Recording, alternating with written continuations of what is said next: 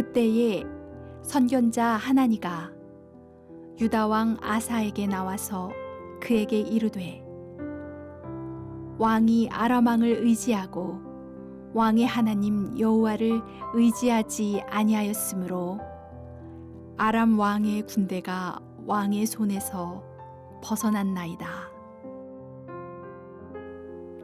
아사 왕은 41년 동안 유다를 통치하면서 큰 전쟁에서 승리하고 예언자의 조언에 따라 개혁운동을 일으켰던 위대한 왕이었습니다. 그러나 죽기 불과 5년을 남겨놓고 말년에 잘못을 저지르고 이를 경고하는 하나님의 사람을 옥에 가두기까지 하였습니다. 그렇다면 그가 범한 잘못의 내용이 무엇일까요? 역시 문제는 남북의 분열이었습니다. 남과 북은 분열된 후 지속적으로 적대 관계를 유지하였습니다. 아사의 선왕 아비야 때 전쟁이 한 번 있었는데 그때 남유다가 대승을 거두었던 적이 있습니다.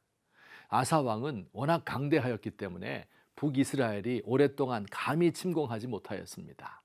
그러다가 아사 왕이 나이가 많아지자 그동안 준비하였던 전쟁을 일으킨 것입니다.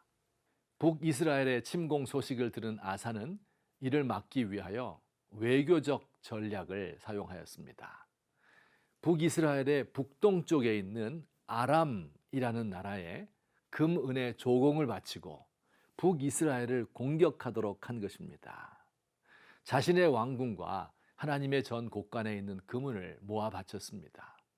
아람은 아사 왕의 말을 듣고 북이스라엘의 국경을 넘어 침공하였고 이 소식을 들은 북이스라엘의 왕은 유다 공략을 멈추고 자신의 북쪽 국경을 방어하기 위하여 떠났습니다.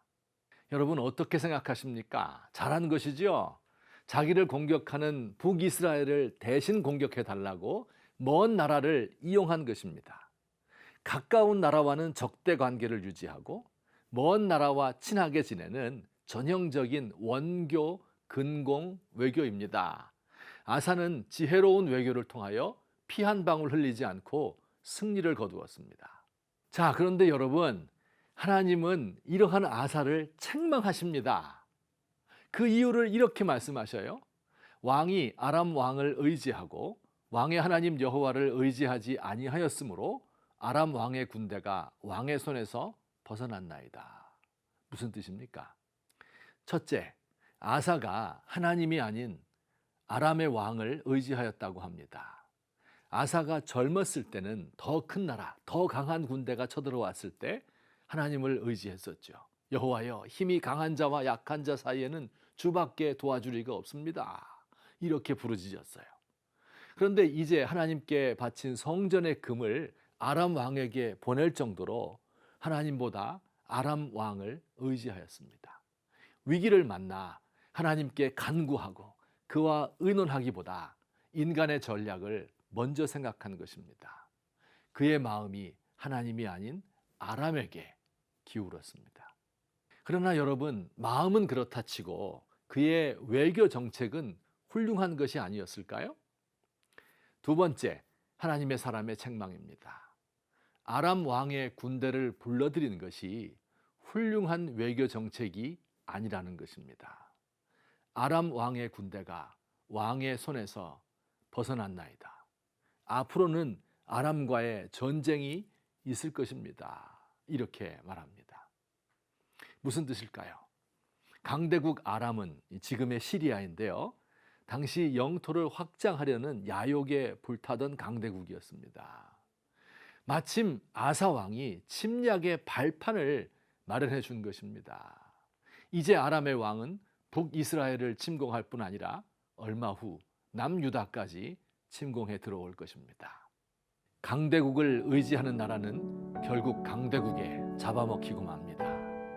그를 의지하는 것이 좋은 외교술인 것 같지만 결코 그렇지 않습니다. 강한 사람을 의지하는 사람의 운명도 마찬가지입니다. 강한 자의 그늘에 사는 것은 당장은 편안한 것 같아도 결국 그의 집에 영혼을 빼앗기고 맙니다. 온 세계를 주관하시는 하나님, 우리는 대한민국을 둘러싼 강대국을 의지하지 않습니다. 하나님만이 약한 자를 도우시는 분임을 믿으며 당신을 의지하오니 우리 민족의 갈 길이 어디인지 인도해 주시기 원합니다.